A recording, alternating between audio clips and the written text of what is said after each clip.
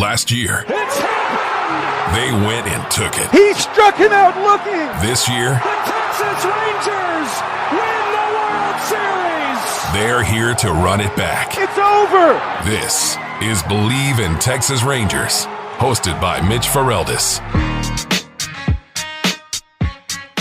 Welcome into another episode of Bleav in Texas Rangers. Admittedly, incredibly overdue. To keep it short, there's just been a lot going on with me personally, and it has inhibited me from being able to keep up at the same pace that I was able to early in the year with the podcast. So I'm hoping to get back into the rhythm this week.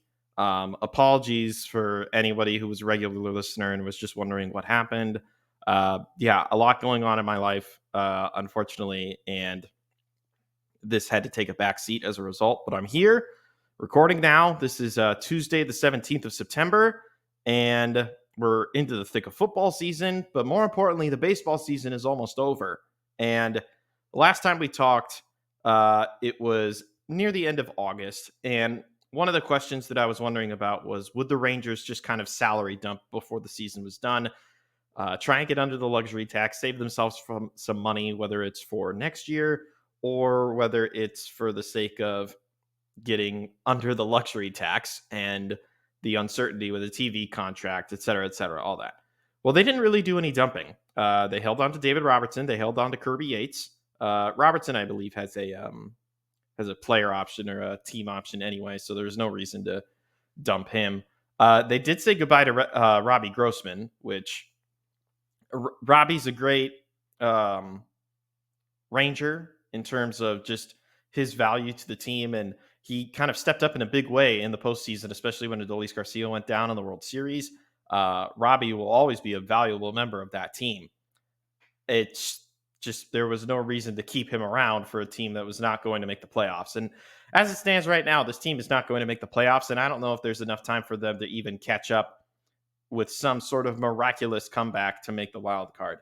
Now, that kind of is the focus of this episode, is that we're kind of going to turn the page to next year because there's actually a significant piece of news that can help drive this conversation.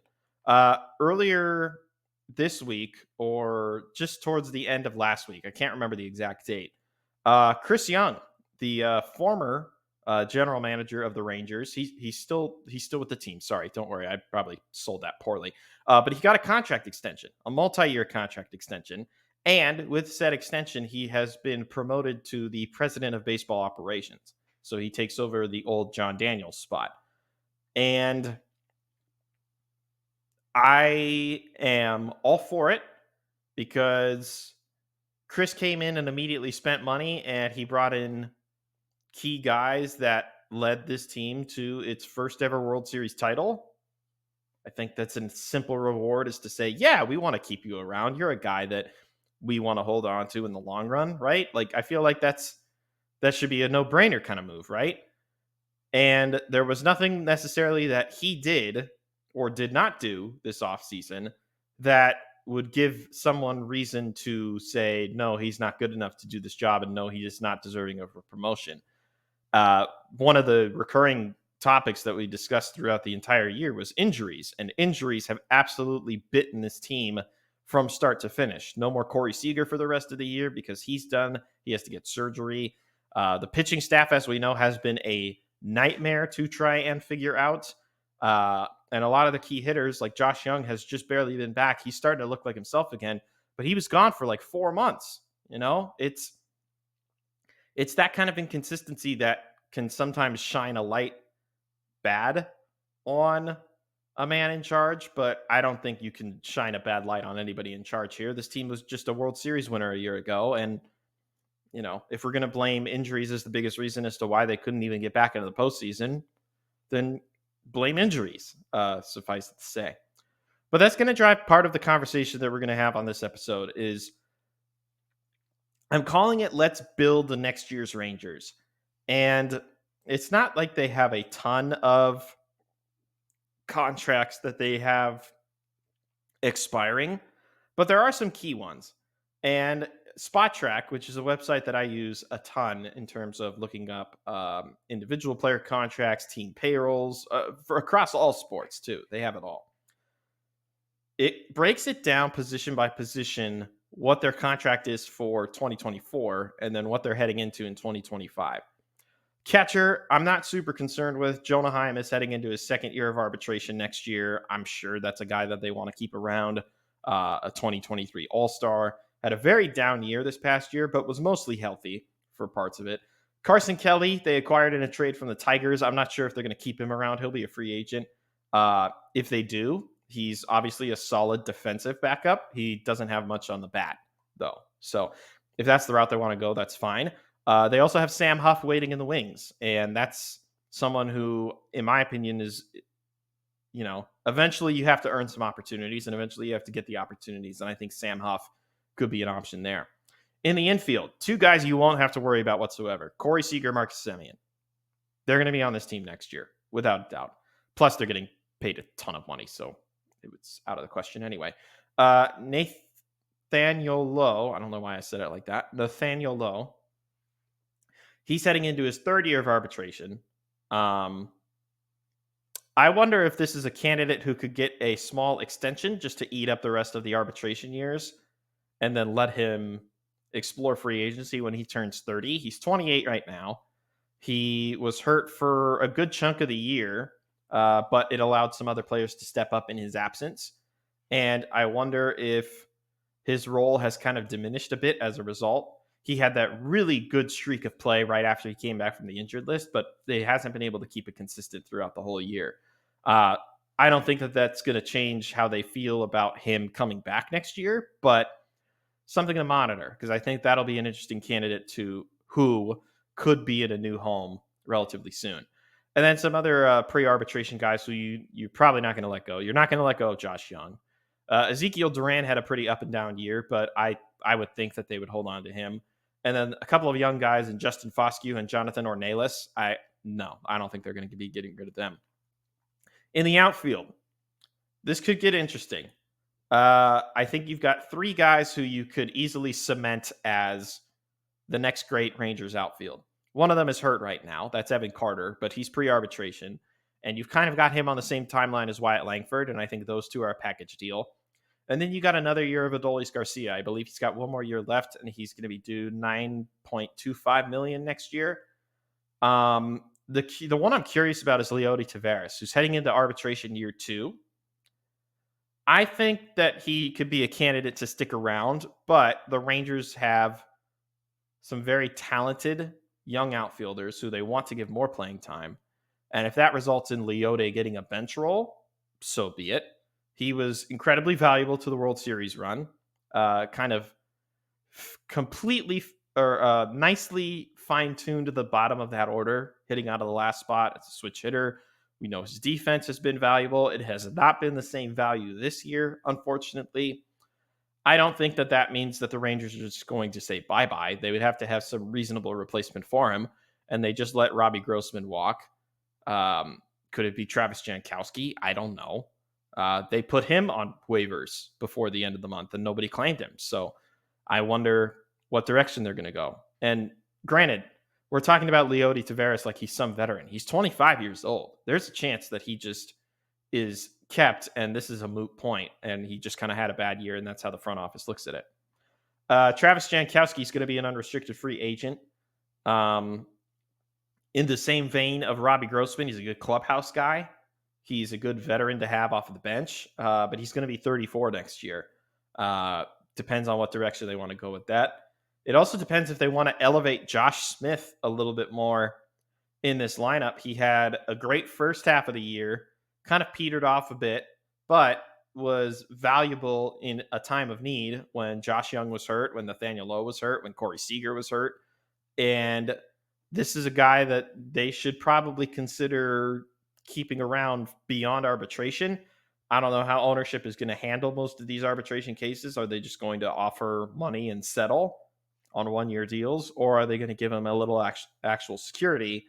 Not saying like over the top, like 10-year deals or whatever. Not like what they gave Corey Seager or Marcus Semien, but something that eats up the remaining arbitration years and just keeps them in the red, white, and blue for until they're 30, I think is when the cutoff is.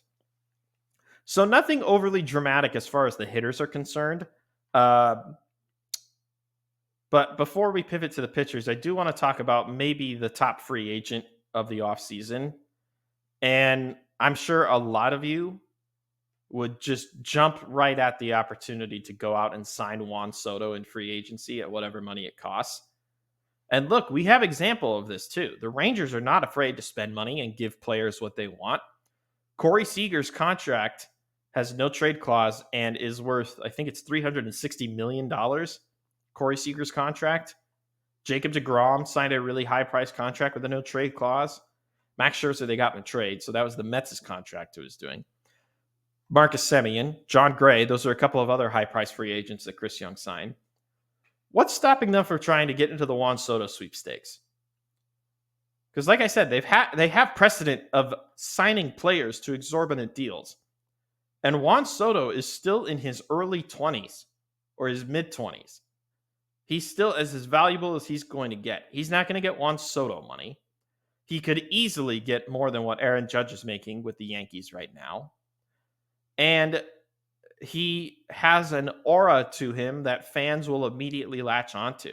I mean, think about the Padres. Think about how revitalized that fan base was when Juan Soto was acquired by them from the Nationals. It's the same aura that the Yankees fans had when he was acquired from the Padres. It's the same aura that Nationals fans had when he was guy who carried the bat all the way up the first base line before he dropped it in the World Series aura. I say, why the heck not? He's out there for any team to have. Don't let him dictate free agency. Just go out there and offer him what you think he's worth. And who knows? Maybe he'll be the spark plug that leads to another Rangers World Series title. Plus, you could probably put him at DH and then spell Adolis Garcia a few games in right field. You've got some flexibility there because he can still play the outfield, not amazingly well, but he can still play the outfield. And then that gives you an opportunity to rest guys like Wyatt Langford and Garcia, as I mentioned, because he can play those positions with respect to the defensive value, especially in Globe Life Field where the ballpark is very deep in the outfield. I'm sure he could do just fine with that. All right, let's transition to pitchers because there are some key ones that the Rangers will need to make decisions on sooner rather than later. So the two that are not going to be back for certain in terms of their contract status next year, Andrew Heaney is going to be an unrestricted free agent, and Max Scherzer is going to be an unrestricted free agent. Max Scherzer is heading into his age 40 season, which, if that's the sign that to you that is, I don't want to sign this guy for another year, fine, let it be the age. Or you could let it be the injury history where he didn't really get to pitch for much of all this year. Had to leave the World Series early due to the back injury, I believe it was. And then that led to the nerve injury. And then it was just a cycle of he's here, but now he's gone. But he's here, and now he's gone. But he's here, and now he's gone. I'm not saying that should be the reason to turn away a future Hall of Famer. I have a different defense as to why they should consider yes or no on Max Scherzer, but I'm not going to use the injury history and his age as reasons why I would not sign him. He still is very effective for his age. And we've noticed that pitchers in particular, they can kind of extend their careers to that Roger Clemens level. Now, granted, Clemens was using steroids, but these pitchers have found ways to prolong their careers in ways that we're not used to. Like it's when Clemens and Randy Johnson did it, it was unthinkable. Now it's a little more common because you have Verlander, you have Scherzer, and then eventually, I don't know how much longer Clayton Kershaw is going to go, but he's getting up there in age. There are guys in this league who have found ways to prolong their careers and earn the monetary value that they think they still have. But that's not why I'm saying I don't think Max Scherzer should be at the top of their priority list to re-sign this offseason. And same to Andrew Heaney, even though he's a left-handed pitcher.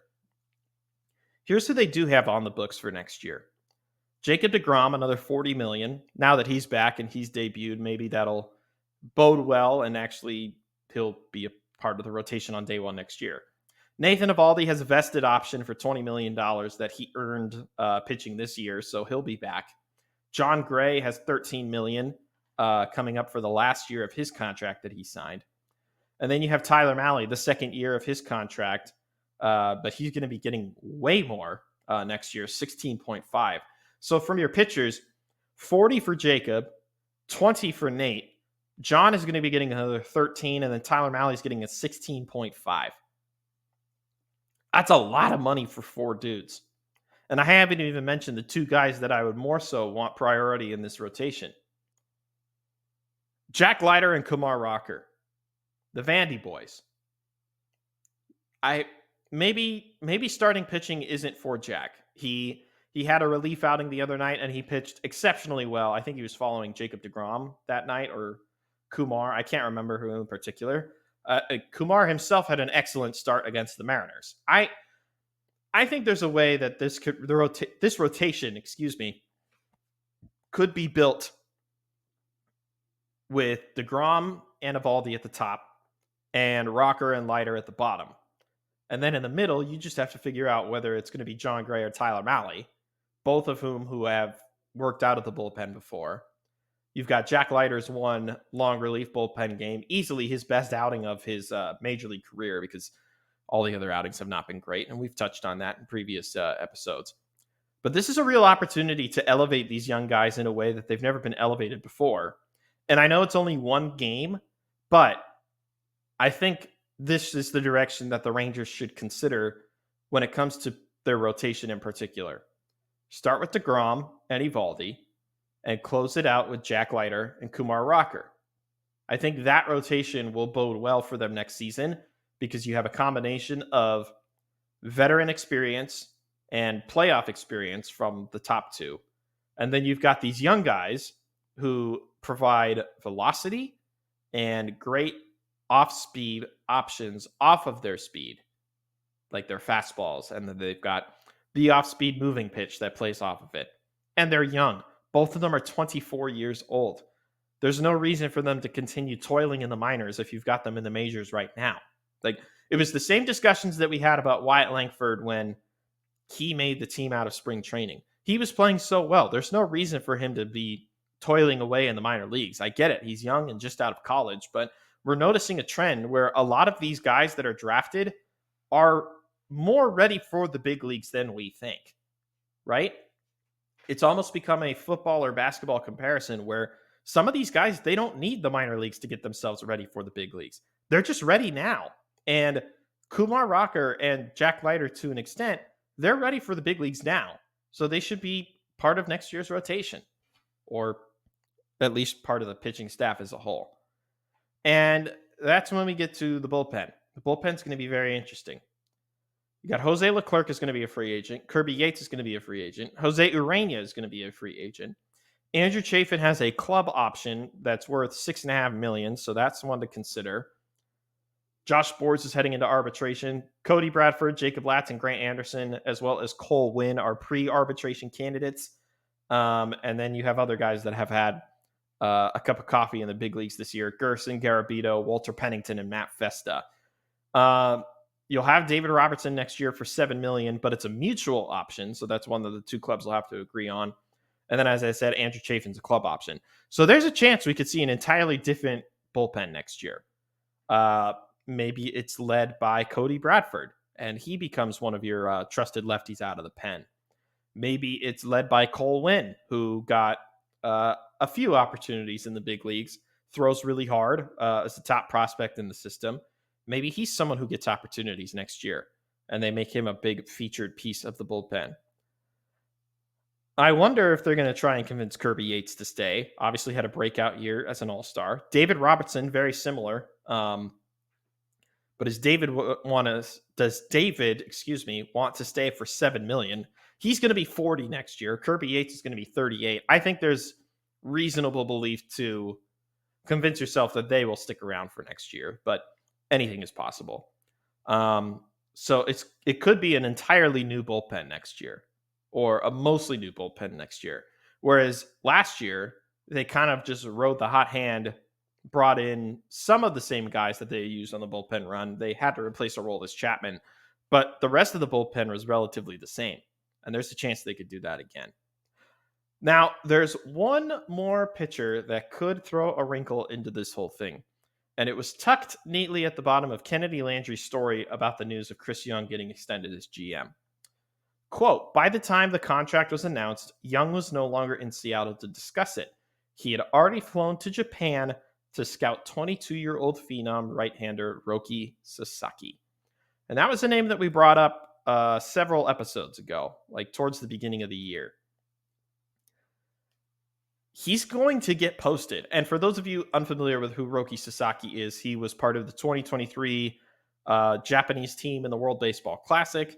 He was, I believe he was only 20 or 19 at the time. The kid's phenomenal.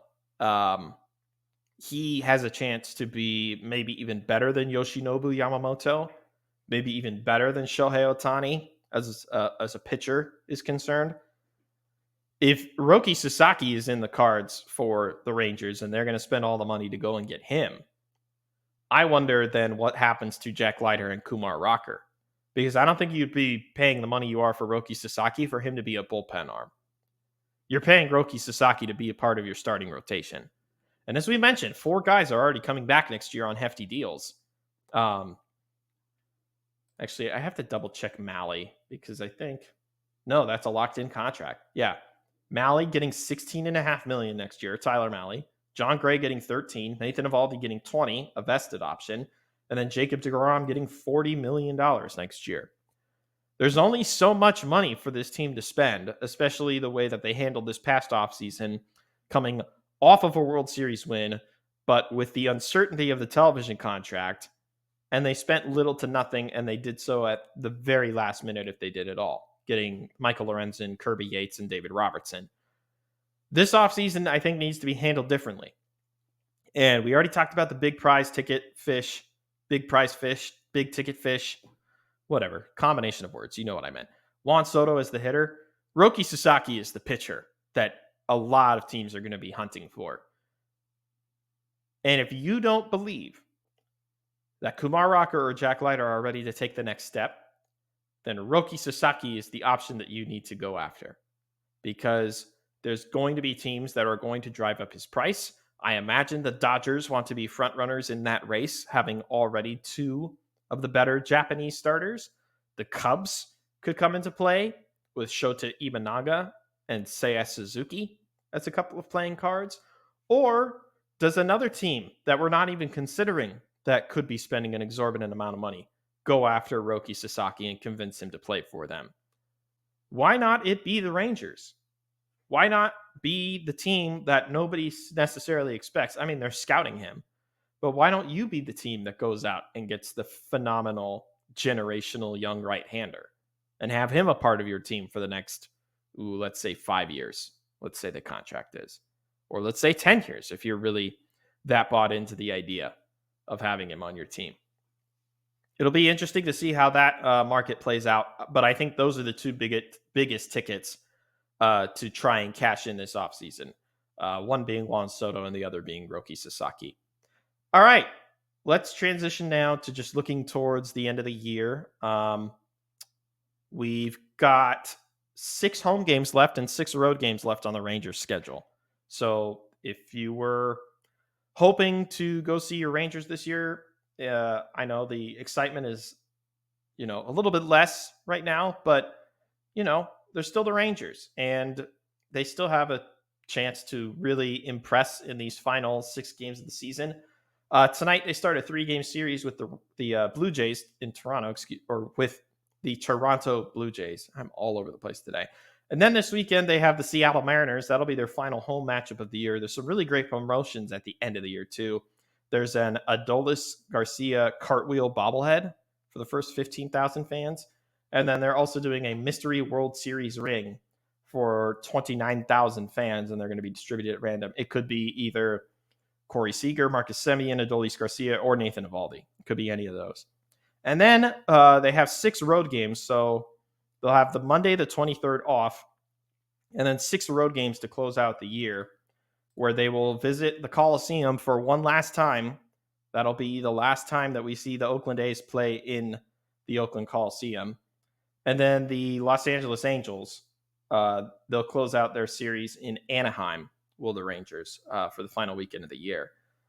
So my goal from here on out is to, at minimum, try and get a podcast out at the end of the homestand. And then I'm hoping to maybe talk to somebody from Oakland to see if we could get some perspective on what is going to be the end of such a historic ballpark and just the mood of the fan base and all that. Just get the perspective on that. But that's going to do it for this episode of Bleav in Texas Rangers. If you like what you're listening to, you like what you heard, be sure to rate 5 stars. Tell your friends about Bleav in Texas Rangers. Again, apologies for the massive gap. Just a lot going on in my life that has forced this to take a back seat. But I'm here, I'm back, and I'm ready to finish out this season strong and then look ahead to the offseason. So until next time, Bleav in Texas Rangers.